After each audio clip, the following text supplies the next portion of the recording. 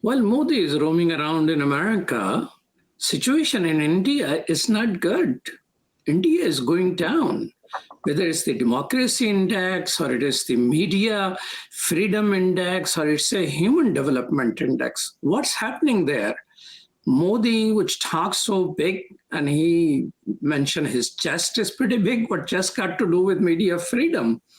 But we have someone who is willing to talk to us about something terrible is happening, and that is Assam.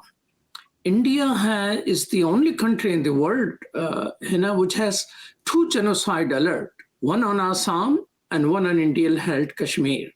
And this person is a lawyer, human rights lawyer, who is helping Assamese people in India whose citizenship is stripped, helping them how to survive with that. When a state is against you, what an individual citizen can do. Aman Wadud, Assalamu alaikum. Wa alaikum assalam wa rahmatullahi wa barakatuh. Thank you for having me, sir. Welcome to Muslim Network TV. Tell us why in the world India has this genocide alert about Assam. Assam has a very peculiar history. Assam borders with Bangladesh, Bhutan in the other side. The part of Bangladesh today was part of the Bangladesh today was part of India actually before 1947, and Bangladesh and Assam were part of the same province for a long period of time, for 7 years of time. During this period of time, actually after 1870s, lots of Bengali Muslim who started migrating to the present-day Assam. By 1930s, the migration kept on going. Right now, people from Bihar, from UP, they go to Bombay. So that was the kind of migration. But then from Bihar to Bombay, the distance is huge, like 2,000 kilometers.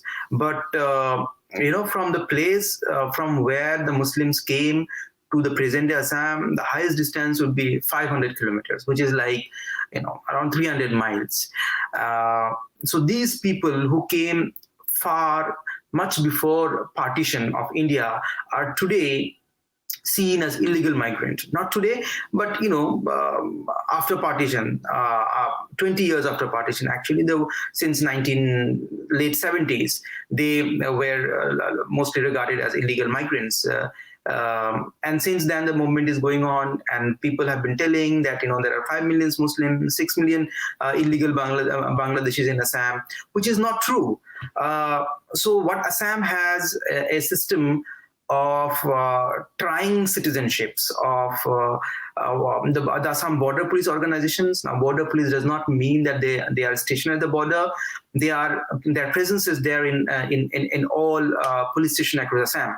And the Election Commission of India, they accuse you of being an illegal migrant, quote unquote illegal migrant. And then you'll have to prove your citizenship. Now, how do they prove this?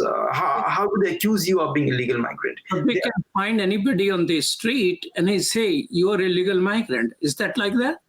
Almost like that. I have clients, I have fought cases for rickshaw pullers, for daily wage laborers, where in the streets they were picked up and then they were charge sheeted.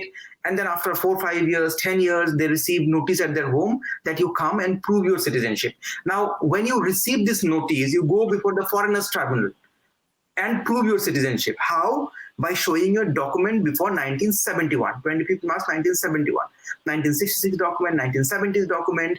Now, what does the Foreigners Tribunal does? After the BJP government came to power, they have started stripping citizenship of Indian citizens randomly. Like, for example, there was a person called Abu Bakr Siddiq. His grandfather name was Aper Ali, A-P-E-R. In some document, it was written as A-F-E-R. Now, the tribunal says A-P-E-R and A-F-E-R are not same person. Abu Bakr Siddiq spent 3 years in detention center. A decorated army officer, Sanaullah, whose case I am fighting, he submitted. Now, when he was accused of being illegal migrant, he wasn't in the Indian army. He was stationed in Manipur in 2010, actually. He was accused of being illegal migrant. And he was stationed in Manipur for a counter-insurgency operation called Hifazat. Now, when he was doing hifazat, security of his country, the Assam Border Police Organization was accusing him of being an illegal migrant. In 2018, he received a notice.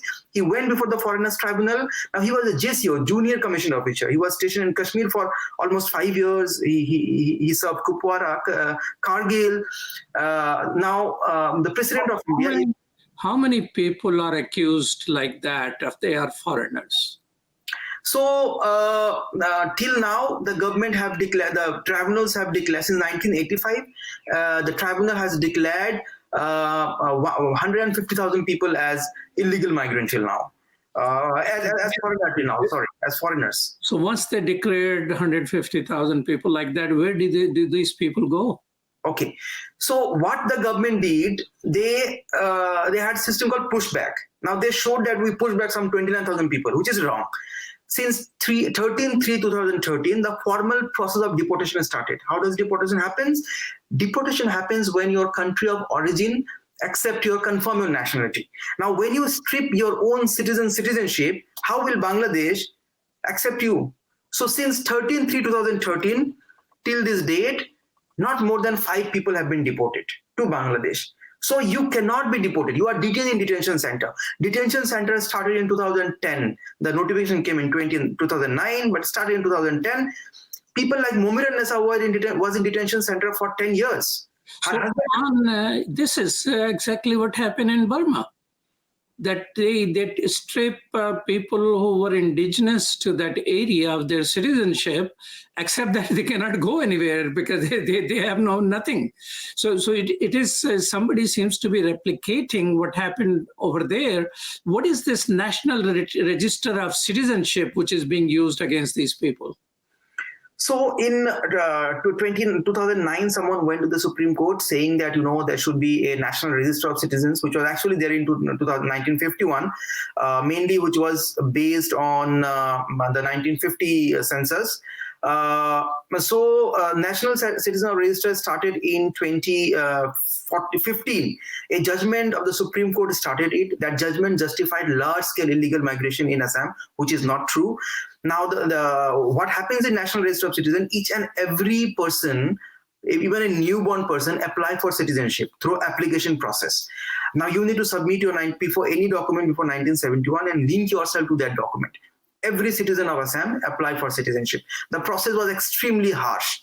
Particularly for Muslims, they had to go to far places for attending hearing.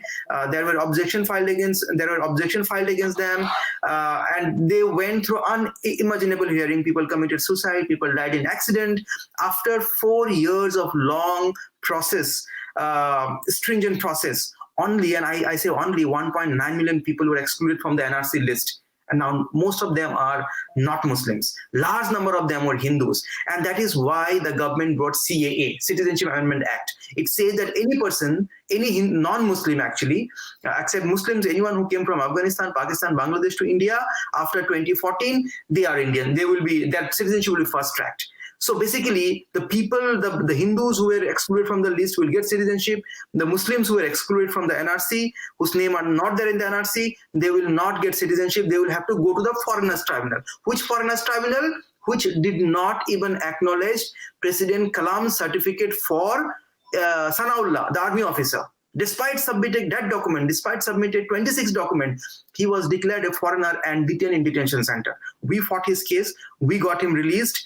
His case is going before the High Court now, but we got him released after 10 days of detention. But there are people like Mumir Nessa who were there for 10 years. Her husband died in detention. She was not allowed to come before the foreign, out of the detention center. So basically, yeah. So is there a chance that right now you're saying 150,000 people are in limbo? Their citizenship is stripped from them and no country accepts them because they were citizens of India. Are there chances there will be more people going to get into that same category? Okay, so this is what, like I said that, the NRC excluded around 4 to 5 lakhs Muslims. Now they will have to go to the foreigners tribunal. Now, if the foreigners tribunal, which is actually under a lot of pressure from the government, if they start stripping citizenship based on these minor anomalies, then the number will only increase. Now the government is not happy with this NRC. Why? Because all this while they have been peddling lies that there are 5 million, 7 million foreigners, which is not true. They want to re-verify the NRC, which means they want to exclude more Muslims. Their target is around 4 or 5 million, which is more than the number of the Rohingyas. I have never been alarmist. A lot of people ask me, do you think there will be genocide in Assam? I said no. But then look at this. They want to exclude 4 or 5 million people from citizenship list. What will they do with these people? No country will accept them because they are citizens of India. They will become stateless. Tell me which country render its own citizens stateless. This is what the BJP government in Assam is going to do.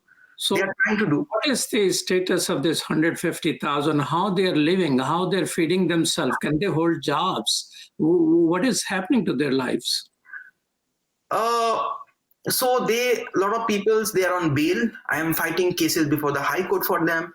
I have a small organization called Justice and Liberty Initiative. I fight pro bono cases. I don't charge money from them because I feel that they are persecuted by the state and they are extremely poor people. So I represent more than 500 cases.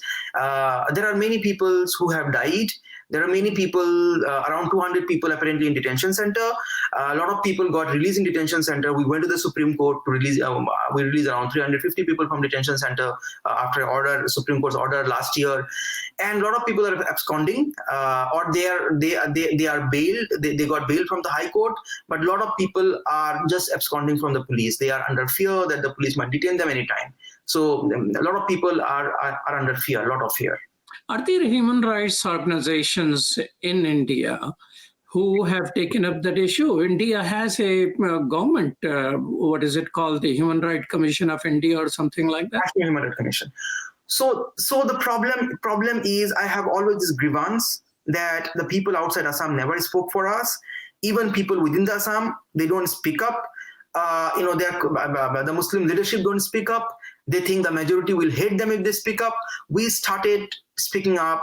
We fought a case of Moin al-Mullah in 2016. He was in detention center for 3 years then. We fought his case. We went to the Supreme Court. We won the case. And since then, these cases started getting reported. Today, it is last Sunday issue. It is there in the New York Times. There is a cover story. Last month, there was in the Time magazine.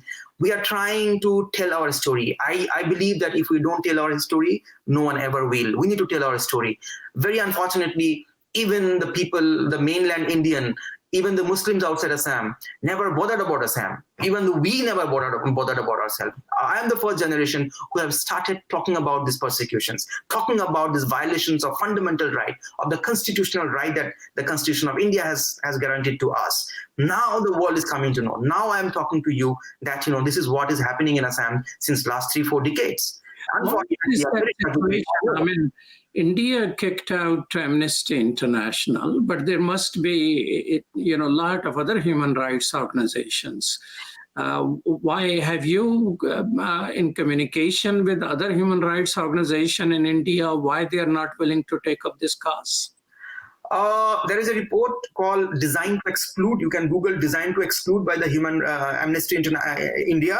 I also contributed there. There is a report by the Human Rights Watch, but this only came in the last 2-3 years when, last 4 or 5 years, people started coming to know when, NRC work started, 4 million people were excluded from the first draft, 1.9 million in the second draft. We started telling our stories. That is when people, started reporting about it. Before that, the narrative was that Assam is infested with illegal migrants. They used to call us illegal migrants. My great-grandfather came in 1870. He migrated like 200 kilometers. 200 kilometers. My grandfather... He didn't migrate. I mean, it was the same area. It is not migrate, actually, yeah. 1870, even I think Gandhi born in 1869. So then my great-grandfather came to Assam. My grandfather was born in Assam. He went to Hajj. He applied for Hajj in 1947. Very interestingly, the embassy office, the British embassy office then in Calcutta, they stamped his pilgrim pass on 15th August 1947. He could not come because the steamers, the ships were recruited by the Britishers. He came in 1950 to Hajj from Assam, and he came to Palestine. He went to Al-Aqsa. Now my family members are accused of being illegal migrants. My grandfather was born here in 1890, in 1900. He died in 2002. He lived more than 100 years. This is the modus operandi. If you can accuse an army officer, decorated army officer of an illegal migrant, if you can detain him, a person, a veteran, forget about people like Mohammed and Nasa who are, no one cares about them till we tell their story. Forget about people like Moin al-Mullah. No one cares about them till we tell his story. He works in a printing press. He earns like $1-2 per day. No one talks about them. There are people dying in detention center. In the last 3 years, 30 people died in detention center. No one talks about it. No one bothers. The mainland India started talking when Indian Home Minister said, understand the chronology, after CA come the NRC. I have this grievance. Why did Indian Muslim outside Assam did not speak for us, did not stand with us? Only when it came unto them, they stand with us. They said that we don't want NRC. You should have protested then when NRC was executed in Assam. What happens in Assam today happens in everywhere tomorrow. We betrayed the Kashmiris. Kashmiri thinks Indian Muslims don't stand with them.